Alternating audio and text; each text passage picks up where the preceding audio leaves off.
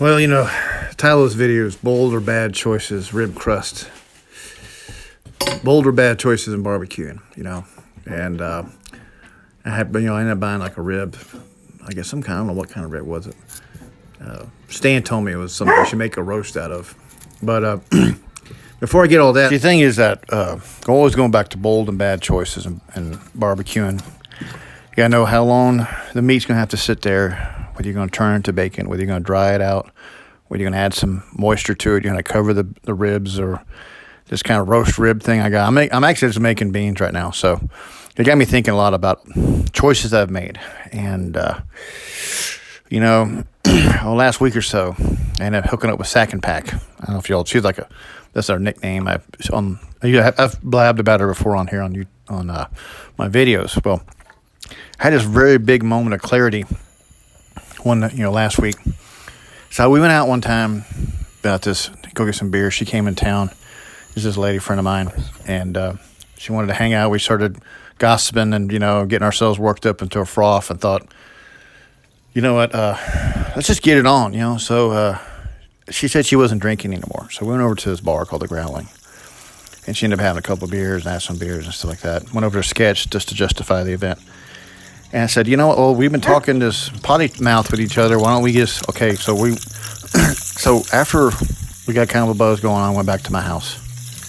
And we were sitting in the parking lot, or parking my driveway, and I asked her, I said, okay, let's go in. We'll get it on, man. This is what we're going to do. This is what the logical choice of the evening is. But she just said, okay, nice talking to you. Thank you, bye. And I'm like, what? What the fuck? I had like, 4 or 5 of these things called Dallas Blondes. It's like this craft beer joint I go to. And so she had like 1 or 2. So I go in there, and I'm like, I'm in my kitchen in San Marcos. It's like, what the fuck?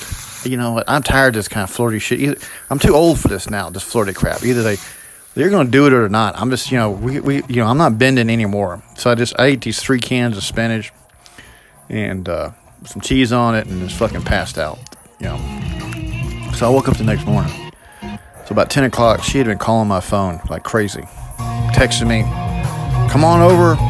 That's how I realized it. George, this could have happened, that she just wasn't on her buzz yet. That's the only way it kind of works. She got to get totally fucked up in order for this shit to happen. And I'm like, God damn. And I got all mad. I was like said, you know what? She ended up calling right after she dropped me off. She called me up, basically apologizing, this. I guess she had to go find out if there's other guys around first before she took up the chicken. And I just told her, I'm tired of being Mr. Ass Kissy simp dude. I'm going to date you like a woman would date you. And I asked her, why the hell aren't you over here now trying to fuck me? After you talk all this shit about yada, yada, yada, I'm tired of this. I just started calling it all out to her. I'm going to be like a woman. I'm going to think like a woman. What would a woman do in this scenario? So that's what happened. I just basically called it all out to her, and then basically she just hung up on me. And then she called me up, I guess, basically to do a booty call. And then the thing is that my choice of getting fucked up and fucking that all up. So I was all mad and everything. Like, I'm tired of being teased. Either they gonna stand up and deliver, or they're not going to deliver. So that's what I started realizing. You got to make these choices in barbecuing. Either you're going to let the meat ride, or you're going to pull the meat off, and it's going to be tort. Like it when I fart in these sexy black leggings, don't you?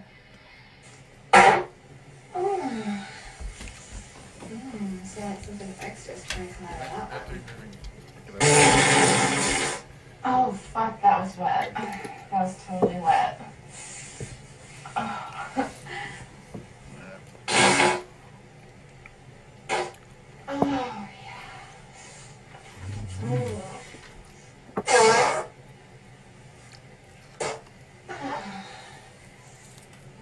Like a sticky Eastern ceremony.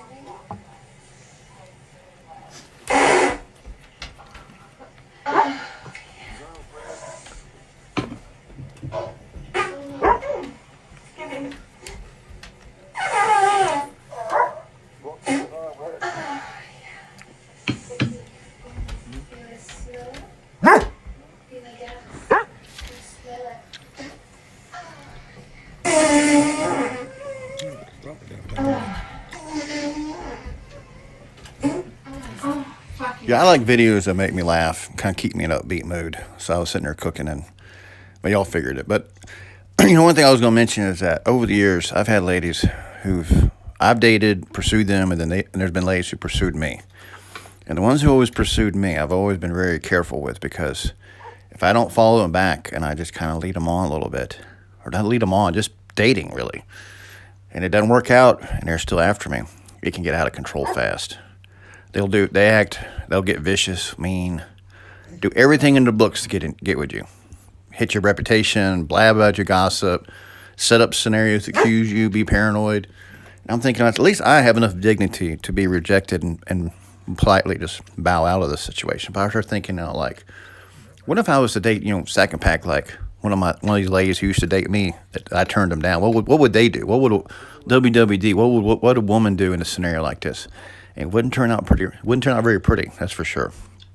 So I told her, I said, I'm gonna date you. I'm gonna give you a response that some of my previous lady friends have given me, demanding that they're gonna have sex with you. I've had some, actually, believe it or not, that's actually happened to me. I've had ladies demand sexual scenarios, and I'll tell you something. That's why I always date I hate to say, it's like, women that are kind of, what's the word, free spirits, we'll say, speaking politely, because they're always going to get rid of you faster than you can get rid of them, and there's no drama.